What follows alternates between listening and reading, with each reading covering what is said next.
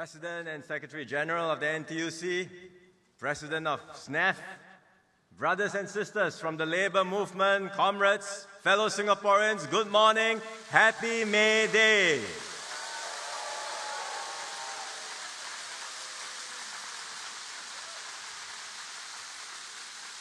It's so good to be here and to see all of you gathered together for this happy occasion.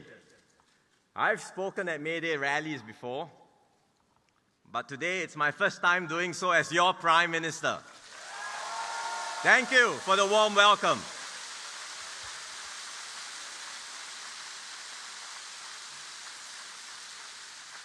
Today also happens to be the last day of campaign.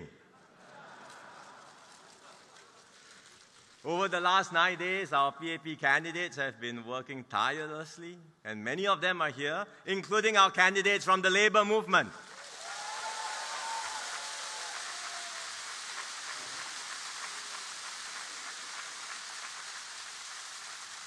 We've walked the ground from dawn to dusk. We've knocked on doors. We've met Singaporeans all over Singapore in markets, coffee shops, and MRT stations. Through it all, we've been supported by activists and volunteers, including many brothers and sisters from the Labour Movement. So thank you. Thank you, everyone, for your unwavering support.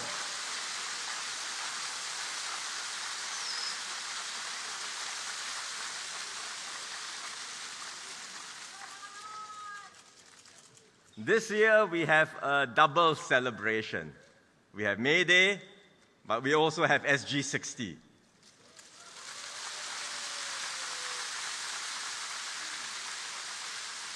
And we have every reason to rejoice. Look at how far we've come in Singapore these last 60 years.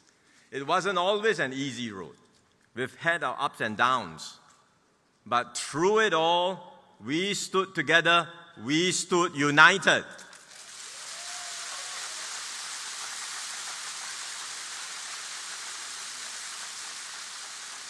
And our workers gave their all to building this country. Our unions stood shoulder to shoulder with us.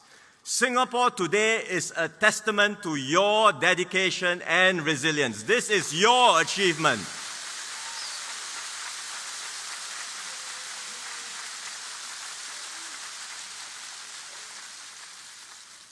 Earlier this decade, we had to confront a crisis like no other. We had our worst full-year recession since independence. Businesses shut down, unemployment soared during COVID. It feels like a bad dream now, but I think many of us remember those dark days vividly still.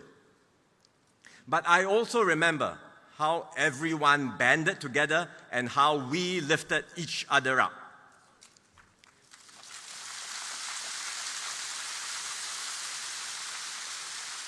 And NTUC was at the front line of all this. You led the charge to protect our workers. You worked with companies to minimize retrenchments and to negotiate fair retrenchment benefits. You helped our displaced workers find new roles through the Job Security Council, which Sec Gen mentioned just now. You provided assistance to those who needed it through the NTUC Care Fund and the Self-Employed Person Income Relief Scheme, SERS. Because of your actions, we were able to minimize the impact of COVID. Our workers, especially those across essential industries, whether it's cleaning, security, healthcare, power generation, continued working hard to keep Singapore going through those difficult times. For workers who were impacted, we helped them find jobs quickly. In areas where it's critical, we helped to retain our capabilities. And so when the pandemic stopped, we were able to bounce back strongly.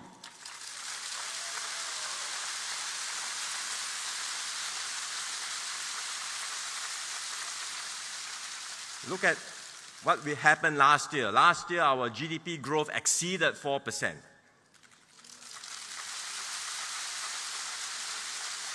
Remember in 2020 how Changi Airport was like a ghost town, literally.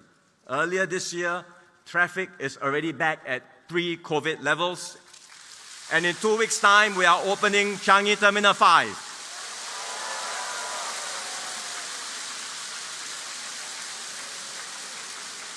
Groundbreaking. Groundbreaking. But we will open Changi Terminal 5.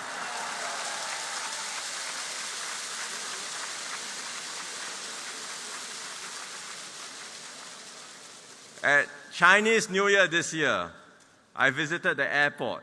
I met many workers and union leaders. There were smiles all around. I asked them, how was your bonus last year? The smiles got bigger.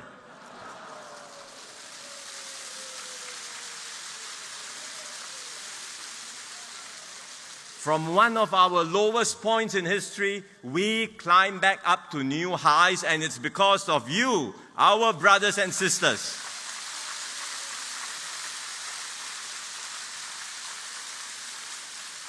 So this year's SG60 May Day is a tribute to everyone in the labor movement.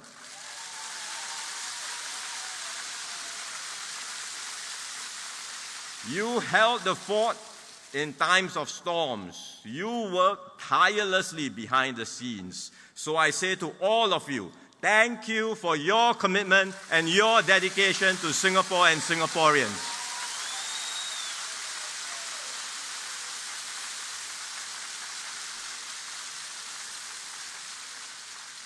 Unfortunately, just as we thought we were entering calmer waters, now a new storm emerges. We know the world has changed, and it's not changing back anytime soon. This is not just about what one country does. The fact is, trade barriers are going up, and the rules keep shifting. The tensions between the major powers, especially America and China, are heating up and will continue to do so. They are already in a trade war. Tariffs between them are sky high. Even China-built ships going to the US are being taxed. And most of the ships are built in China. So you can imagine what will happen to global logistics. America is also targeting other regional countries they think are bypassing their rules. For example, America has tariffs on solar panels from China. But they can see that Chinese firms are going to ASEAN countries to make these panels and export to America. So now they have imposed high tariffs on solar panels from a few ASEAN countries as well: Cambodia, Vietnam, Malaysia, Thailand. Tariffs that are a few 100% in some of these countries, as high as 3,500%. 3,500%. You might as well say, please don't export to America. It's literally like an import ban. There is no way you can export anything at this kind of tariffs. The business can close shop. So far, Singapore has not come under the spotlight. But you can be sure we will be put under greater scrutiny as well. We must expect more pressure on us. And to navigate these pressures, it will take experience and skill. It will take people in government who have built up trust and close relationships with their counterparts in both America and China. These relationships take time to build. You can't build this overnight. Trust relationships take time to cultivate. So in this election, when opposition parties treat so lightly the loss of key ministers, I say please have a care for our country and for the well-being and livelihoods of every Singaporean. Imagine if we were in team sports. Take football as an example. If 3 to 4 members of the starting 11 in a football team are unable to play, what happens? Well, the coach can say, I have backups, I have reserves. Sure, But everyone knows that the team cannot function at the same level. It's the same in any organization. And it will be so in our next cabinet if we end up with such a loss. And that means we cannot have as an effective a team working for Singaporeans and Singapore. And these are the implications and consequences that I hope Singaporeans will consider carefully. Because the challenges are real. And when we speak to companies, we know that the impact is real and growing. It's not just happening now, it's continuing to get worse. Orders are being cancelled or postponed. Investments are being held back. Operations are being scaled down. All this will hit the global economy. America is already feeling it. It will be felt around the world, and it will hit Singapore too. MTI has already lowered its GDP forecast for this year, 0 to 2% now. For now, we think it's a matter of slower growth, but we really cannot rule out a full-blown recession, which will then have impact on Singaporeans' incomes as well as jobs. And this is not just a short-term blip. This storm won't pass quickly. It's not rain today and then sunshine tomorrow. We went through this during COVID, and you might remember. During COVID, when the outbreak started, some people said, don't worry, it's going to be like SARS, very short, a few months, and it's going to be over. At that time, I said that the pandemic could be with us for a few years. Some people didn't believe me. They said it's just scare tactic and fear-mongering. But look what happened. We ended up with repeated waves of outbreaks, and eventually the pandemic only ended in 2023. This new storm will be similar. It will be with us for some time. For exactly how long, no one can tell. But it's not going to be a one-year affair. So we have to be mentally prepared for the longer term, for the bumpy rides ahead, and do everything we can to strengthen Singapore's position. Because this is the biggest challenge of all. It is Singapore versus this very uncertain and troubled world. And we must, all of us, do everything we can to strengthen Singapore's positions to get through this storm. The uncertainties we face will add to the existing challenges we are already seeing today, like cost of living pressures. Cost pressures is a problem that started earlier because of global inflation, due to conflicts abroad, due to global supply chain disruptions. Inflation everywhere has started to ease, including in Singapore. In fact, we have come down faster than other countries. But these recent global developments may cause further disruptions and may cause further price shocks. Jobs will be impacted. In recent weeks, I met many of our union leaders, including Sister Tana and Brother Samad, and many others. I know many of you are worried about this. Sister Tana told me that SMEs are anxious about how tariffs would affect their businesses. Workers are also very concerned. Brother Samad shared with me the anxieties felt by our younger workers, whether there will be jobs that fit their aspirations. Brother Daniel from the Air Transport Executive Staff Union and Brother Govidan from the SATS Workers Union said to me, we've all worked so hard to get through COVID. Everyone is so tired, and now things are finally better. We thought we could look forward to better days ahead. Do we really now have to go through turbulence again? My heart went out to them, to all our workers who have given their all these past years. Unfortunately, I couldn't give them the answer they were hoping for, because the storm is already here. We are already experiencing turbulence, and it may well get worse. But what I will promise is this: we will face this storm together.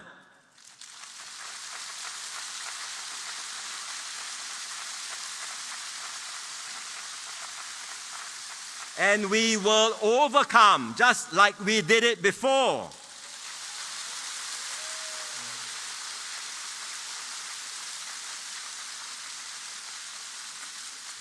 This is why even during this campaign period, my team and I have not stopped working. We didn't press pause. We simply couldn't afford to. I've been speaking with other world leaders, strengthening partnerships and securing new opportunities. Gan Kim Yong, Tan See Leng, and others have been on call with their counterparts, keeping our economic ties strong and working out new frameworks for trade and investments. Just like all of you in the unions, we share your concerns for our workers, because every worker matters.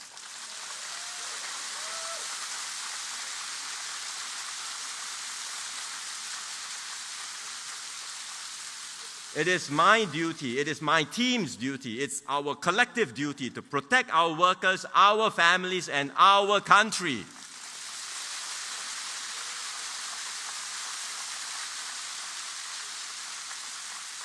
And that's why we take this election so seriously, and that's why we want to be upfront and honest with Singaporeans about the challenges we face.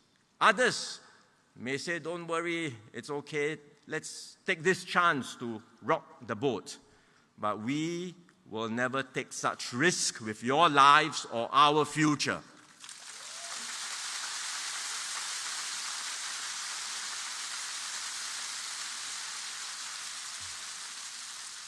The PAP will always look ahead to anticipate and tackle challenges. And as a government, that's what we have always done. We don't wait to the last minute to fight fires, because by then it's too late. And you saw this in the last term of government, when we saw that there were gaps in our fiscal position. We acted on this. We implemented a series of tax changes in order to tackle this funding gap. The moves may not be popular, but they were the responsible thing to do. And as a result of these steps, we are now in a healthy fiscal position. And so today, when we look ahead, when we are entering these uncertain times, we have the resources to protect our workers and to tackle the challenges ahead. That's what responsible government is about.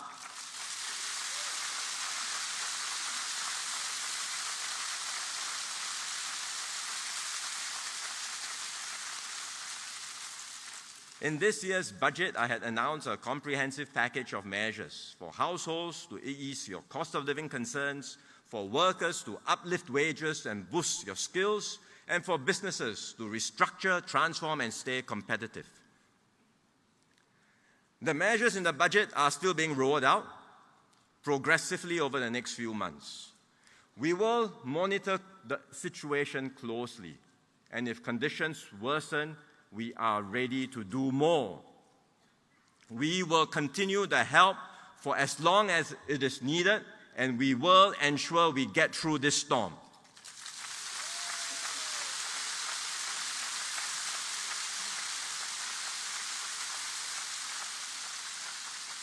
The key person in charge of this work is no stranger to you. He is no stranger to the whole of Singapore. He is none other than Gan Kim Yong.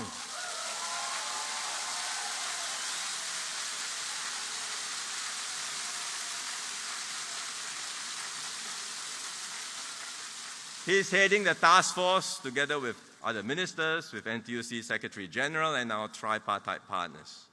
The task force is hard at work. They are preparing and putting in place drawback plans to help businesses and workers. And they will announce more details when ready. We will make sure that we do everything we can to support our workers. Do not fear.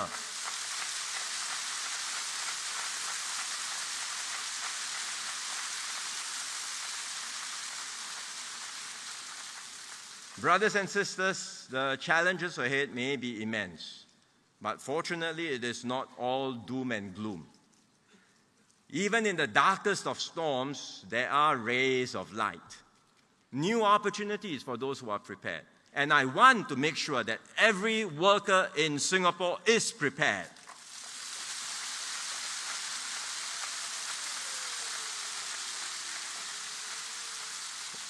What are some of these opportunities? For one, in Asia, the growth story continues to unfold. Many countries in Asia, including parts of the Middle East, are amongst the fastest growing economies today. So collectively, it's a large market with a rising middle class. The region will continue to attract global investments, and we can position ourselves to attract our fair share of these investments.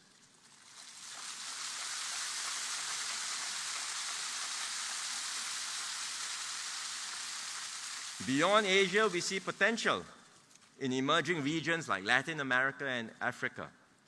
Our ties with these regions are limited today because of distance, but the Singapore brand is known and respected there, and we can do more to link up with them for mutual benefit. So while others see risk, we are always on the lookout for new openings and new opportunities. In fact, over recent months, I've met many CEOs of multinational firms. They see the potential in Asia. And within Asia, they want to diversify their presence. So they are keen to do more here in Singapore because they see Singapore as a reliable and a pro-business hub, secure, stable, and trusted. So let's keep this going for as long as we can. That is our competitive advantage.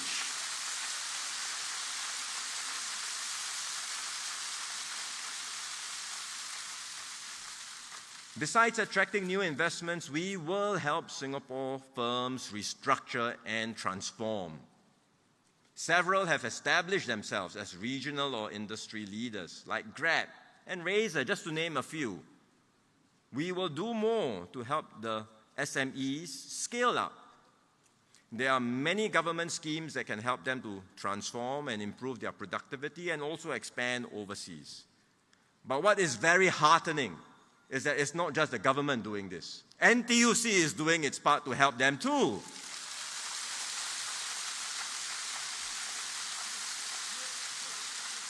You don't see this anywhere else in the world.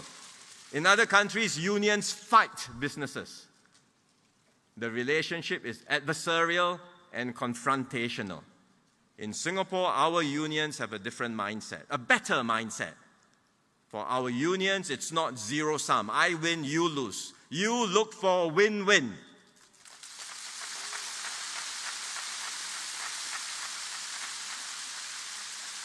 And a very good example of that is the company training committees. This idea came from the labor movement to bring businesses, workers, and unions together to identify the skills that are needed for the company to transform and then to develop plans to train and uplift the workers. So everyone wins.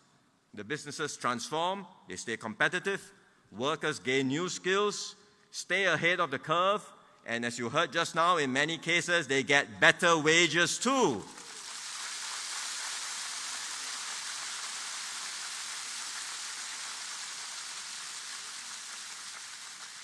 When the CTC idea was first presented to the government back in 2019, we supported it wholeheartedly. Swee Keat was then finance minister, and he gave it his full support.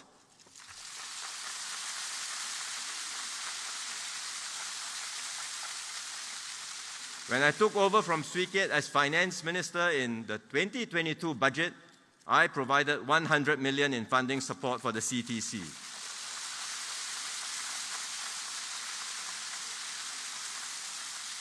The funds have been put to good use, and we see many positive outcomes. And last year, NTUC applied and asked for a top-up. So in this budget, I was happy to provide another 200 million of funding to help NTUC scale up its CTC efforts.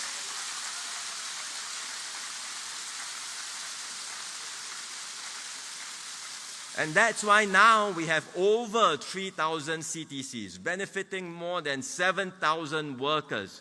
That is real impact.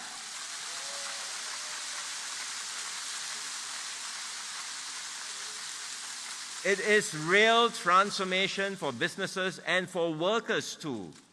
Take the example of Gary Yong. He's a supply chain manager in Eora, one of our many local SMEs. In the past, Gary's work was manual. He tracked incoming and outgoing shipments by hand. Tedious work that was susceptible to human mistakes.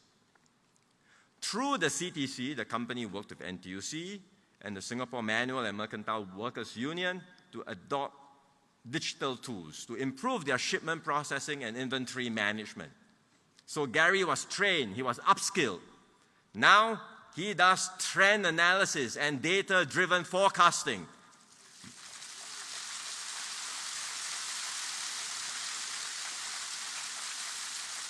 Bigger job, bigger responsibilities, higher pay.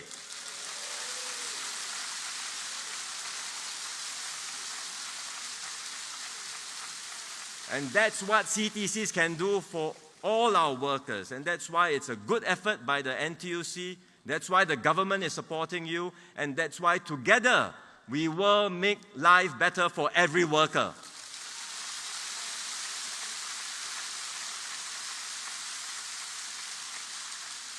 We will continue to back every worker across every stage of life. I know that new graduates from our institutes of higher learning are concerned.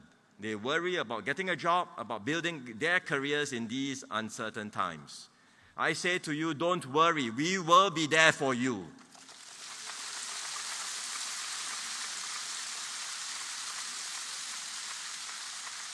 We will do more to step up career counseling, career sessions, job matching programs. We will help you secure apprenticeships and traineeships.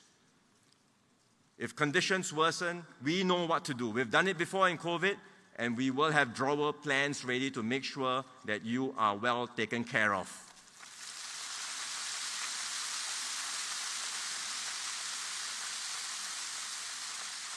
Some young people I meet are keen to pursue careers in different, less conventional paths, in arts, in sports, in media, for example.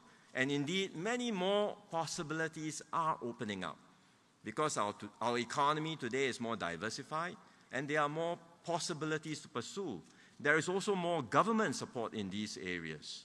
So to our youths, I say whatever your abilities, whatever your strengths, there will be opportunities for you and we will help you chase that rainbow.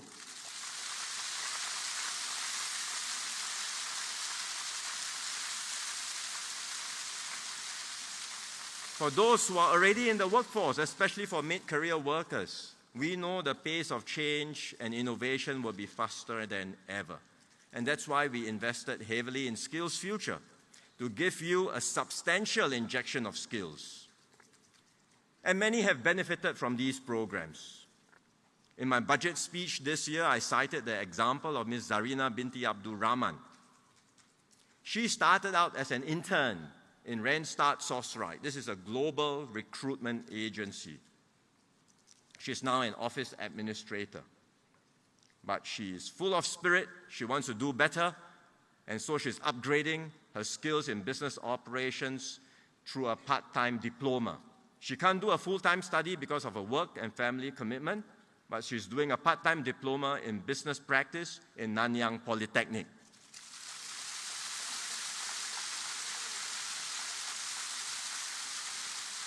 And so for workers like Zarina and all others who want to upgrade yourself, you want to do better, you want to get better skills, more skills, we will be there to help you in your upgrading journeys.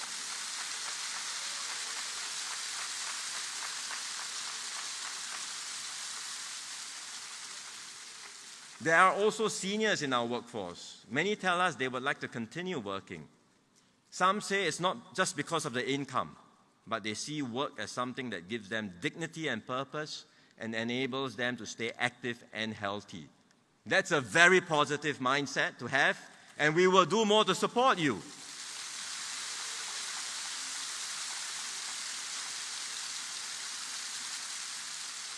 For example, we have provided wage support for employers to employ older workers. We have job matching services to senior job seekers.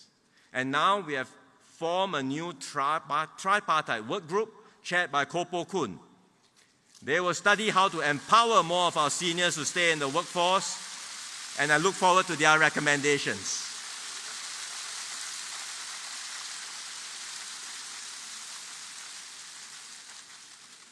This is the way for us to secure a brighter future, even in this changed world.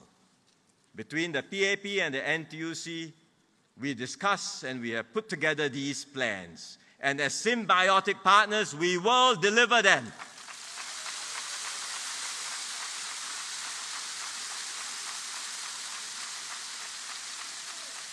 We will deliver them for all workers and for all Singaporeans.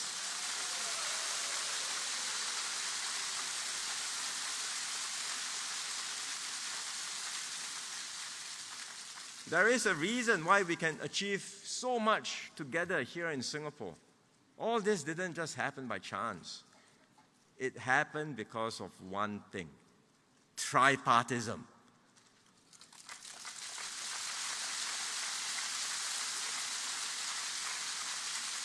It's the PAP government, the NTUC and the labour movement, employers and business leaders all coming together, working as partners, not at odds with one another, always with the worker at the heart of all we do, always with a shared commitment to uplift every Singaporean.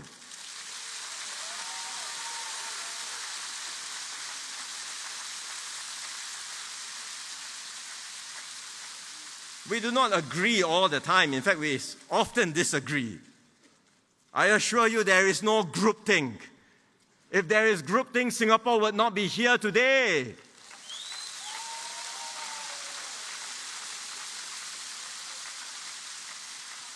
We do not fight with one another, but we fight together to secure better outcomes for every worker.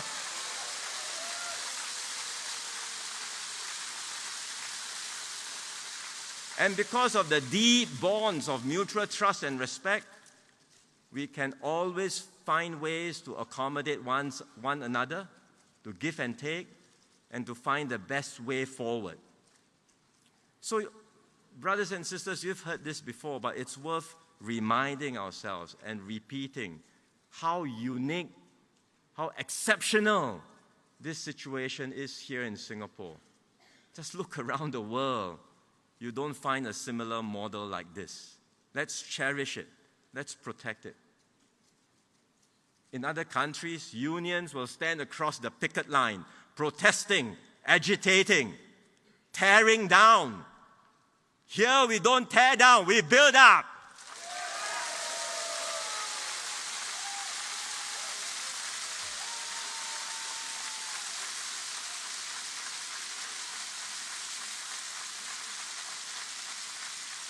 Here in Singapore, our unions are partners in nation building. You are not at the sidelines. You are at the decision-making table.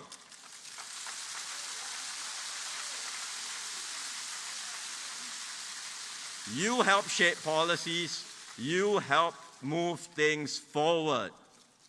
And because of this unique partnership, we've done what few others could do. We've kept unemployment low in Singapore. We've kept real wages rising consistently over decades.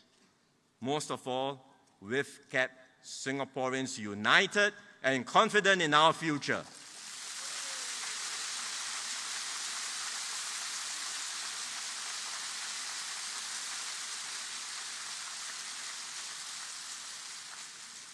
Ours is a partnership forged in crisis and tested by time, through every downturn, through every major transformation, through every challenge we face together.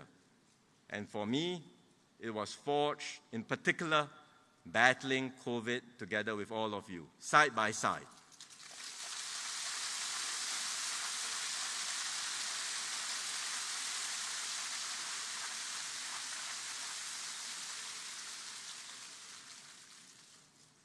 Exactly 1 year ago, right here at this May Day rally platform, Senior Minister Lee announced that he was passing the baton of leadership to me.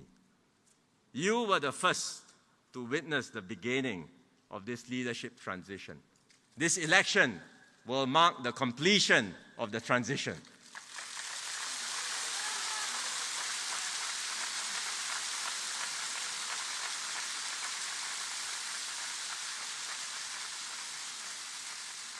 So on 3rd May, Singaporeans will decide on the next chapter. And I ask Singaporeans, judge me and my team fairly. Examine what we've done, how we've led. If you believe in your heart of hearts that we have stayed true to our promise, that we are the best team to take Singapore forward in these turbulent times, then give us your support.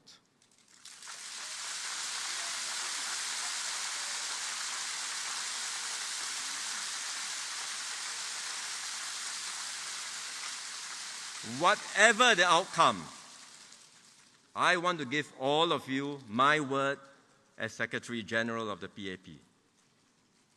The PAP will never step away from the labour movement.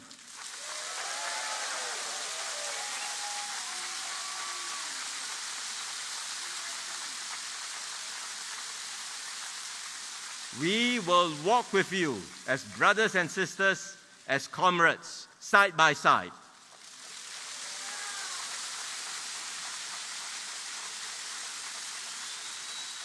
We will work with you, shoulder to shoulder, for a better and brighter Singapore.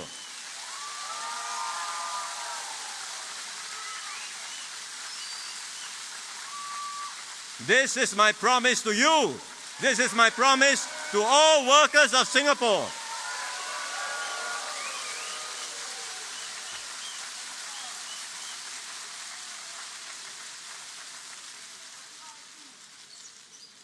The road ahead will not be easy. The winds will be strong, the seas will be rough. But if we stay united, we will weather this storm. Together we have built this miracle called Singapore. Now, we must sustain it. We must renew it. We must continue to write the Singapore story.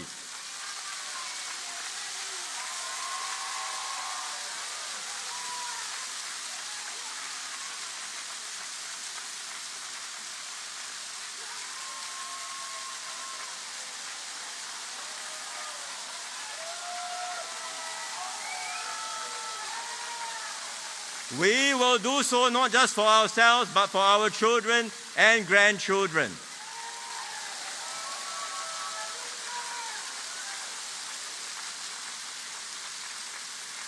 So let us go forward with new resolve.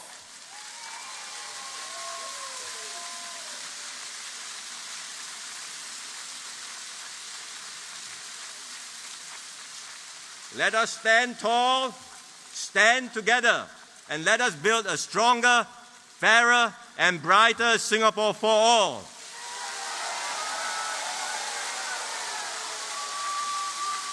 Majulah NTUC! Majulah PAP! One more time for Singapore! Majulah Singapura! Thank you. Happy May Day, everyone. Thank you, Prime